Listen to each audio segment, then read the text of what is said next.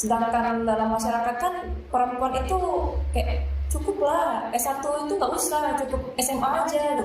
Jangan tanamkan ketakutan dalam diri sendiri. Kalau kamu udah nanamkan ketakutan kayak nanti aku kalau keluar kota atau keluar pulau nanti aku dilacain. Jangan salahkan pakaian perempuan, tapi coba salahkan pikiran kotor kalian. Ya. Welcome to Cosmodor.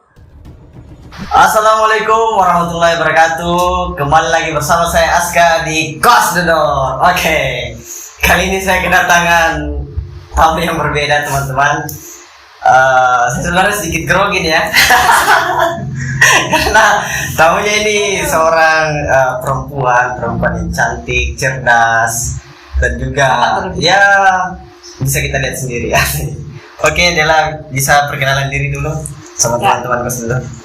Selamat siang, selamat pagi, ya tergantung bagaimana kalian melihatnya, waktunya. Nama saya Dela Yuriza, saya mahasiswi S2 UIN Sunan Kalijaga dengan program studi Akidah Filsafat Islam, mengambil konsentrasi Filsafat Islam. Oke, Filsafat Islam ya? Filsafat Islam. Oke, Del. Ini kita sebentar akan berbicara tentang pandangan masyarakat terkait tentang perempuan. Nah, ini kan kamu perempuan, tapi alhamdulillah kamu sekarang melanjutkan studi ke jenjang yang lebih tinggi, jenjang pasca sarjana. Nah, sebenarnya ini kan kaitannya tentang peran perempuan juga, ada kaitannya tentang gender. Nah, sebelum ke sana, mungkin kamu bisa nggak sampaikan kepada teman-teman pandangan kamu, apa sih sebenarnya itu gender? Kalau menurut kamu? Gender itu hanya bentukan konstruksi dari masyarakat. Bagaimana cara kita bertingkah laku, bagaimana cara kita bersikap, bagaimana cara kita berperan dalam masyarakat, itu udah dibentuk semuanya dalam masyarakat. Seperti gini, perempuan itu hanya di rumah aja, anak-anak yang penurut, anak-anak yang penyabar, terus yang tipikal-tipikal perempuan yang lembut, yang lemah kemayu, perempuan yang selalu bisa untuk disuruh-suruh, tapi tanpa bisa berkontribusi. Iya, berkontribusi untuk diri sendiri. Sedangkan laki-laki kayak power banget, maskulin, semuanya itu harus hebat. Bahkan laki-laki harus bisa menari genteng sendiri walaupun dia takut ketinggian. Itu kan kontribusi dari masyarakat.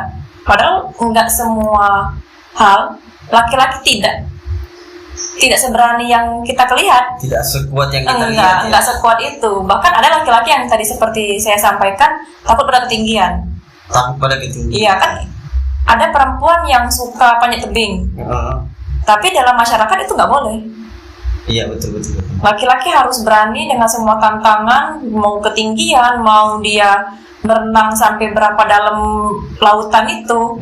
Sedangkan perempuan nggak boleh manjat tinggi atau segala macam ya. Tadi itu konstruksi dari masyarakat. Konstruksi masyarakat. Tentang peran gender tadi. Oke. Tapi kan banyak juga yang mengetahui bahwa gender itu biasa dikaitkan dengan jenis kelamin. Nah, jadi sebenarnya apa sih perbedaannya gender dengan jenis kelamin itu? Maksudnya kaitannya dengan itu? Kalau jenis kelamin kan dia lebih membahas kepada seks. Kepada biologis kayak laki-laki, perempuan vagina, laki-laki penis. Itu kan hanya berkutat pada ranah biologi saja kalau jenis kelamin. Sedangkan gender seperti yang aku katain tadi, konstruksi dari masyarakat, bagaimana kita mempolakan laki-laki dan perempuan pada kedudukannya masing-masing tanpa bisa dipertukarkan. Padahal bisa itu dipertukarkan. Padahal bisa. Sebenarnya gender ini Del, menurut kamu itu kan tadi kan kita selama ini memahami bahwa terkait tentang peran. Sebenarnya yang saya ingin ketahui, bahkan teman-teman juga ingin ketahui, gender itu peran atau sifat. Sifat, misalnya perempuan kan selalu dianggap sebagai yang lemah atau yang mulai gitu kan, kalau laki-laki kuat. Nah, tapi sebenarnya itu bisa tertukar juga, ada perempuan yang kuat seperti yang kamu katakan. Itu sebenarnya lebih ke sifat atau lebih ke peran? Itu peran. Sifat itu kayak kamu keras, kamu yang selalu atau pemalu atau yang gimana. Sifat itu tidak bisa kamu rubah. Udah tertanam dalam diri kamu, bagaimana kamu melakukan hal-hal. Sedangkan untuk gender itu bisa dipertukarkan. Tidak semua laki-laki menyukai warna biru dan tidak semua perempuan menyukai warna pink. Tapi dalam masyarakat, laki-laki itu identik dengan warna gelap, warna hitam, warna biru, warna merah, warna-warna yang cenderung maskulin. Sedangkan perempuan hanya kayak warna pink, warna ungu, ya warna-warna dominan lebih feminin dan lebih lembut. Padahal kan nggak semua perempuan menyukai warna pink. Iya, Nggak semua laki-laki membenci warna pink. Iya benar. Oke. Nah, gini deh. Waktu kamu kemarin mau lanjut ke jenjang S2, ada tidak pandangan-pandangan dari orang tuamu atau dari keluarga-keluarga kamu itu terkait tentang kayak seperti tadi larangan-larangan untuk lanjutkan S2 itu atau gimana? Kalau dalam keluarga saya, alhamdulillah konstruksi budaya patriarki dan gender itu nggak ada ya, nggak seketat keluarga-keluarga lain. Dalam artian mau kamu laki-laki, mau kamu perempuan, kalau kamu mampu, kalau kamu bisa, kalau kamu pintar, kalau kamu berkeinginan, monggo, silakan. Orang tua nggak bakal menentang pilihanmu karena itu kamu sendiri yang mau. Sedangkan dalam masyarakat kan perempuan itu kayak cukup lah S1 itu nggak usah, cukup SMA aja gitu. Kayak kenapa sih perempuan mau lanjut sekolah tinggi-tinggi, kan cukup tamat SMA aja udah cukup kan. Perempuan dipinang suaminya nanti mau ngikut laki-laki ketika menikah ya kan. Terus perempuan hanya kayak ngerjain tugas rumah, perempuan ngurus keluarga, ngurus anak segala macem. Jadi untuk apa perempuan itu sekolah? Itu dalam pandangan masyarakat. Padahal keluarga aku sendiri kayak nggak masalah. Kamu mau, kamu mampu, memang kamu bisa berpikir untuk sekolah tinggi, karena kita kan sekolah kan untuk berpikir ya. Iya benar. Kita dituntut untuk berpikir kritis, bagaimana cara menyikapi diri dan lingkungan segala macam, dan keluargaku mendukung. Oh, keluarga kamu? Keluarga mendukung banget. Berarti kamu ini diizinkan oleh orang tua, keluarga juga, ya kan, mendukung. Nah, kira-kira bagaimana pandangan kamu terkait tentang perempuan-perempuan yang mungkin takut untuk lanjut S2 karena mungkin ada konstruk dari orang tuanya, masyarakat, itu bagaimana pandangan kamu terkait tentang itu? Kita harus berkomunikasi dulu sama orang terdekat. Orang terdekat kita kan keluarga. Iya benar. Orang tua sendiri bisa bicara sama ayah, sama ibu, itu sama saudara-saudara yang lainnya. Kita bisa melakukan kayak musyawarah dalam keluarga dulu, bicara sama yang lainnya, kayak ya aku mau sekolah, atau bu aku mau sekolah, ini gimana bagusnya, atau kakak, abang, bicara sama semuanya. Aku mau sekolah, aku mau lanjut kuliah, bagusnya gimana, baiknya gimana. Ketika udah final dalam rumah tangga itu, kayak kamu boleh sekolah nih, tapi kita ada kendala. Misalnya apa kendalanya? Kendalanya kamu nggak usah jauh-jauh, takutnya nanti kalau jauh kami sulit untuk ngelihat atau gimana. Itu kan bisa dibicarakan, karena tidak semua itu harus kita pendam.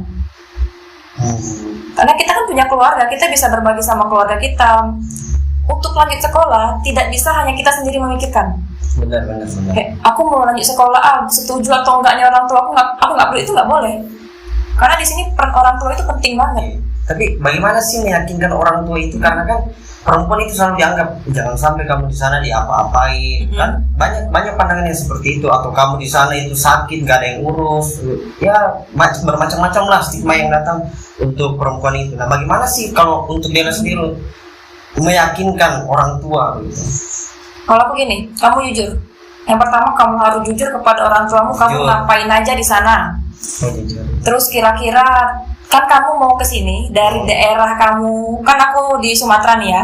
Dari sana mau ke sini diantar orang tua ngelihat segala macemnya, pilihan lingkungannya yang baik, kamu milih teman. Milih teman itu harus tepat. Terus kamu tunjukin sama orang tuamu apa aja kegiatan kamu di sini. Role kamu yang sehari-harinya, kuliah kamu, jadwal kamu kuliah, mungkin kamu kerja di luar, mungkin kamu bimbel, atau ngapain aja itu, anytime, anything, apapun itu, kamu harus lapor sama orang tua. Walaupun kamu nggak bisa telepon orang tua, tapi bisa kamu, kan sekarang udah ada via chatting WhatsApp. Iya benar. Ya aku lagi kuliah nih, ini, terus kamu kirim foto. Orang tua tuh kayak gitu aja tuh udah seneng. Artinya anak aku terbuka sama aku. Keterbukaan sama keluarga tadi penting. Keterbukaan sama keluarga, oke. Iya. Nah gini deh, ini kan juga kita lihat banyak fakta di masyarakat, banyak fakta di dunia kampus itu kan terjadi yang namanya pelecehan seksual. Mohon maaf ini pelecehan seksual. Nah ini kan kita tidak pernah minta-minta, mungkin nggak ada perempuan yang mau dilecehkan. Iya, benar. Seperti itu kan. Nah tapi pada faktanya seringkali terjadi itu di dunia itu pendidikan seperti itu dilakukan oleh oknum-oknum yang melakukan itu kepada perempuan. Nah, kalau sebenarnya yang konstruk ini adalah perempuan sendiri atau kejadian itu sendiri yang mengkonstruk sehingga terjadi larang-larang itu dari orang tua. Takut nanti kalau di sekolah diapa-apain dari orang. Nah, menurut kamu itu gimana sih?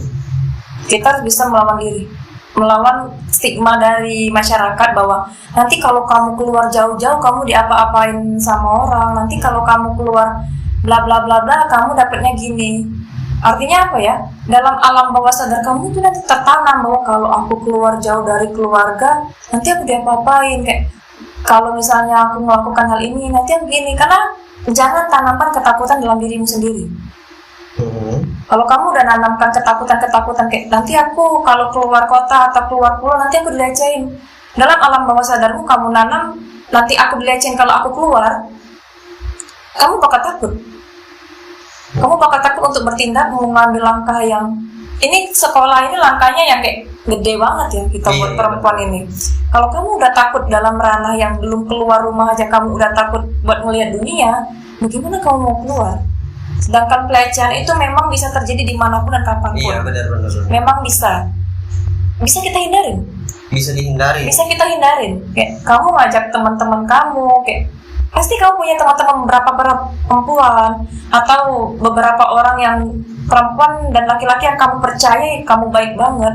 Ketemu dosen enggak berdua aja dalam ruangan, kayak ya saya mau bimbingan nih sama dosen atau mau ketemu konsul sama bapak ini, kan bisa ngajak teman-teman. Kalau kamu memang ketakutan untuk sendiri, takut dilecehkan. Ya tapi kan begini kan, konteksnya misalnya perempuan ini biasa kan dijebak, misalnya diajak ikut organisasi, terus bilangnya mau ke sini padahal ke situ. Nah, bisa jadi juga ada juga oknum-oknum pengajar, pendidik ngomongnya kayak misalnya kamu ke sini nggak boleh bawa temen apa gitu kan. Itu kan biasa kita nggak pernah minta, tapi terjadi juga. Nah, bagaimana tuh kalau seperti itu? Kalau udah dikirim pesan kayak kamu ke sini nanti ya nak, atau kamu ke sini nanti ya dek, tapi kamu sendirian aja, perlu dicatat dan digaris bawain. Jangan. Karena itu udah kayak nandain bahwa aku maunya berdua aja nih sama kamu di satu ruangan atau gimana pun. Kamu nggak punya pikiran buat nanti dia apa-apain. Kalau dosennya marah gimana? Oh iya pak, maaf pak, saya sedang ada kerjaan ini. Oh ya udah, kamu dapat Oh nggak apa pak, kamu aduin. Kamu aduin sama dosen yang punya kedudukan lebih tinggi dari dia. Kayak mungkin kamu bisa bilang sama prodi atau kamu bisa bilang sama dekan. Apalagi kamu bisa bilang dan konsul sama dosen-dosen perempuan. Bu, tadi aku dikirim pesan kayak gini sama dosen laki-laki dan sifatnya itu kayak vulgar banget, seks banget. Kamu bisa cerita. Kalau kamu takut buat ngambil tindakan terhadap dosen itu dan takut kayak orang-orang nggak bakal percaya, kamu bisa cerita sama dosen perempuan. Jadi harus berani speak up. Harus berani. Kalau kamu hanya diam aja kayak aku takut nih, aku takut buat nge-pull up apa yang dilakuin apa seksis perkataan-perkataan itu, ya tetap kamu bakal takut. Ketemu sama semua orang kamu bakal takut. Oke, mantap. Dulu dia lah waktu kuliah S1 ikut organisasi juga. Aku ikut, baik dari yang kalau di luar enggak ya, palingan kayak intra fakultas ataupun ekstra yang di kampus. Tapi aktif ikut. Lumayan aktif.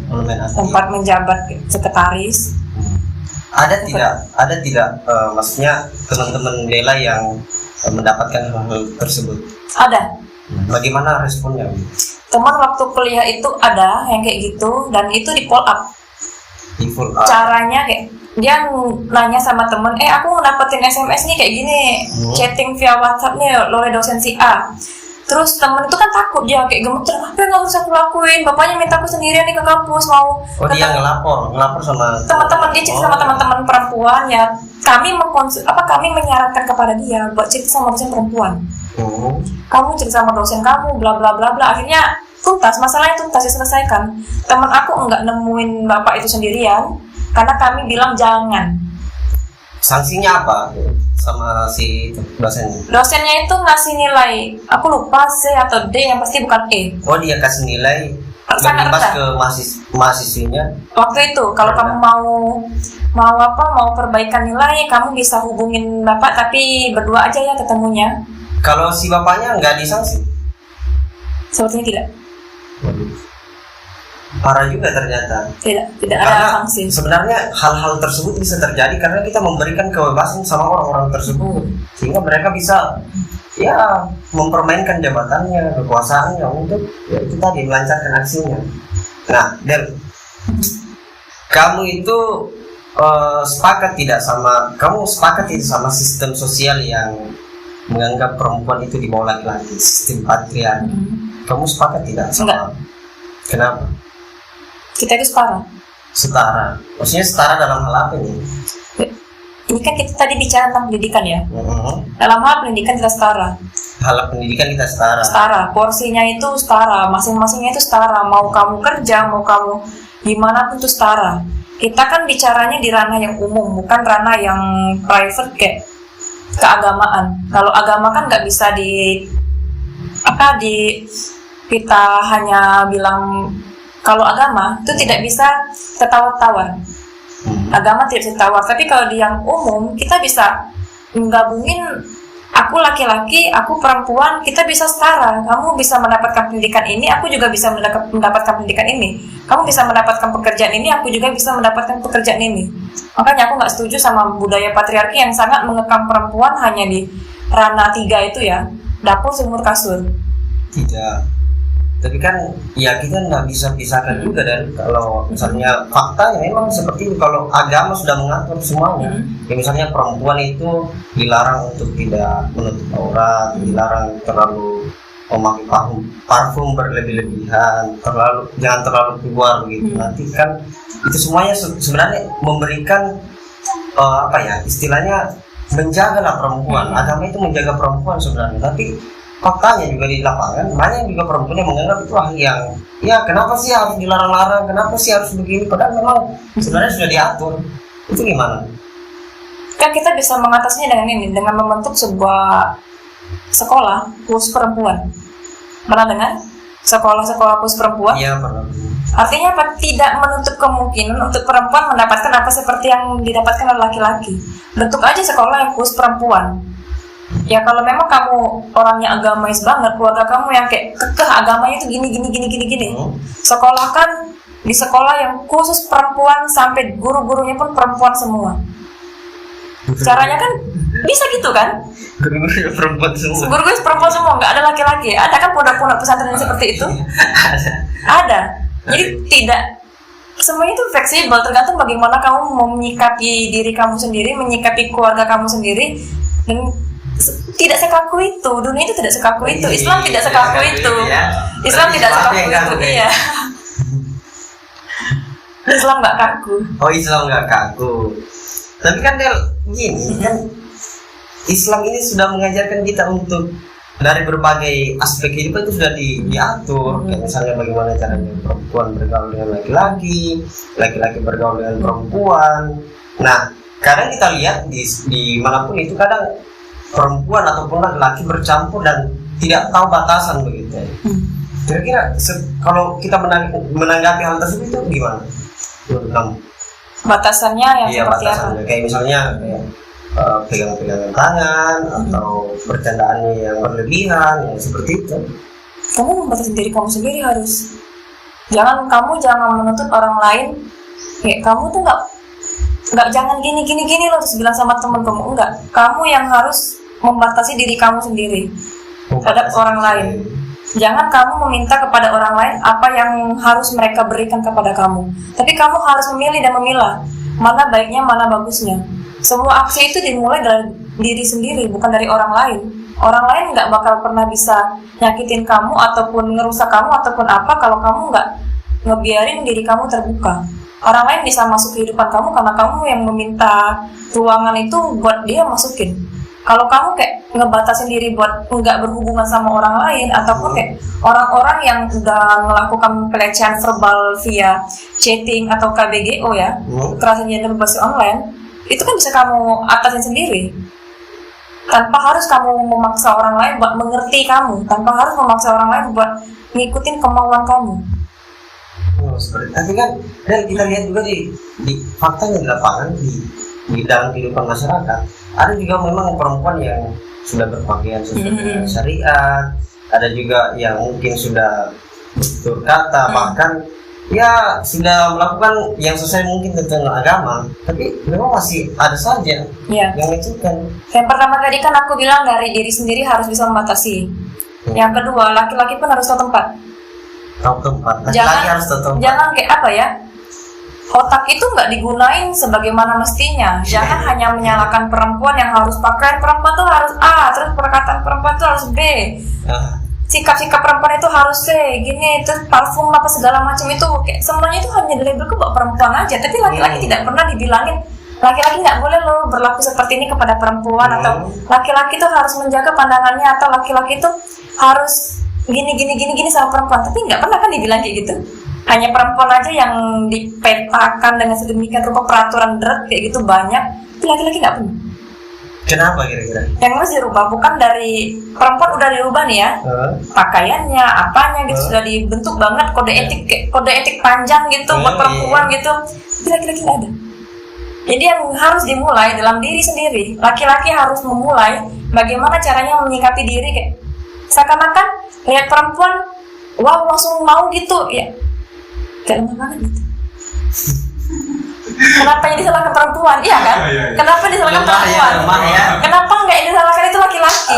Kan ada juga pernyataan ya, perempuan jaga akhlak, kita ini jaga pandangan. Kan biasa juga kita lihat sebenarnya kita ini tidak ingin berpikiran seperti itu atau kadang adalah hal-hal yang lain lewat di kepala.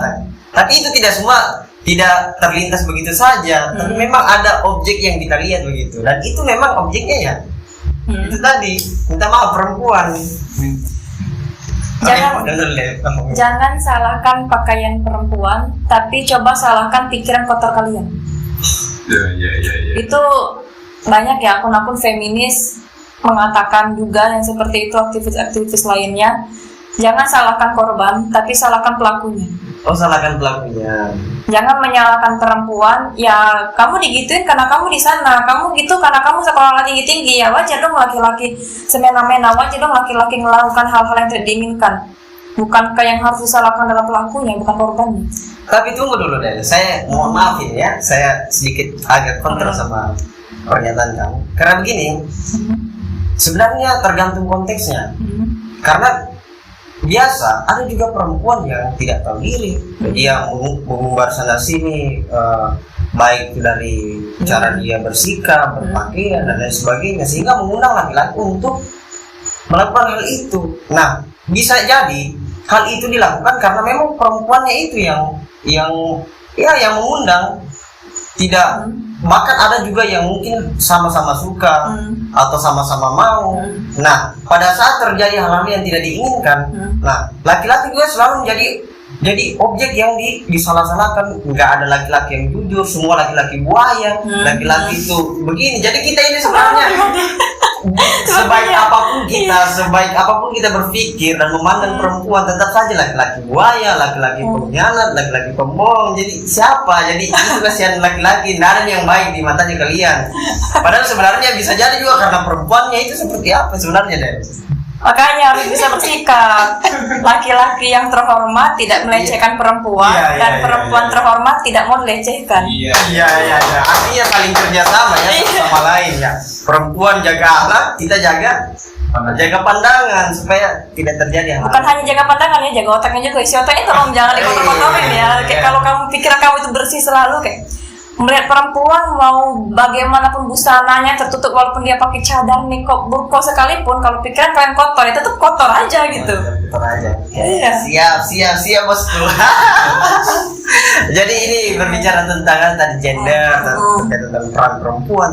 Ternyata perempuan juga berhak, dan memang ya dalam Islam kan kita dituntut untuk laki-laki dan perempuan itu untuk sama-sama menuntut ilmu. Iya.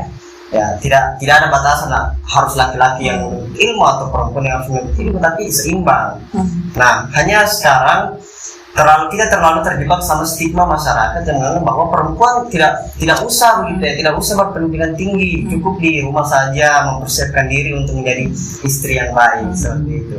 Nah, dan ada tidak pesan-pesan yang bisa kamu sampaikan sama teman-teman yang mungkin sekarang masih takut atau bahkan mungkin masih terjebak sama stigma yang seperti itu, supaya mereka juga bisa termotivasi untuk melanjutkan pendidikan lebih tinggi, dan bagaimana pesan-pesan kamu terkait tentang laki-laki maupun perempuan yang masih menganggap bahwa kalau kita berbicara gender itu hanya membahas tentang perempuan saja.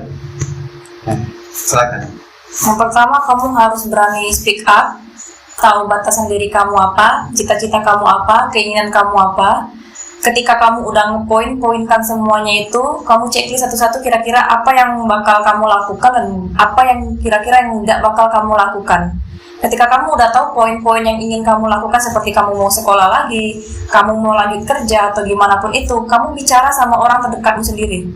Keluarga yang tadi aku bilang berapa kali, kamu bilang dulu sama keluargamu, kamu jangan menekankan kepada keluarga secara keras dengan kata-kata yang kasar segala macam. Jangan pernah bicara sama orang tua itu dengan nada yang tinggi, dengan kata-kata yang kasar dan kata-kata yang seakan-akan kamu itu mau itu. Jangan memaksakan orang tua.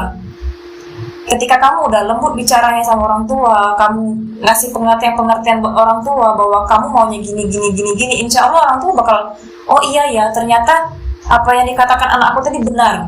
Biasanya gitu. Oh iya ya, ternyata yang dibilang sama anakku tadi bahwa gini itu baik. Oh iya ya, bahwa kalau kita bisa bicara bersama itu hasilnya gini. Kan enak kan? Kesimpulannya akan didapat nih, butir-butirnya bakal kamu dapetin tanpa kamu pusing sendiri mikirinnya dan nggak punya jawabannya. Dan ketika kamu udah berani gitu, kamu tunjukin sama orang tuamu pengertiannya tadi, keluargamu, dan agen pertama yang harus melakukan adalah dirimu sendiri. Kamu harus melakukan kalau laki-laki, enggak merendahkan perempuan, kamu enggak melecehkan perempuan, kamu sama perempuan setara.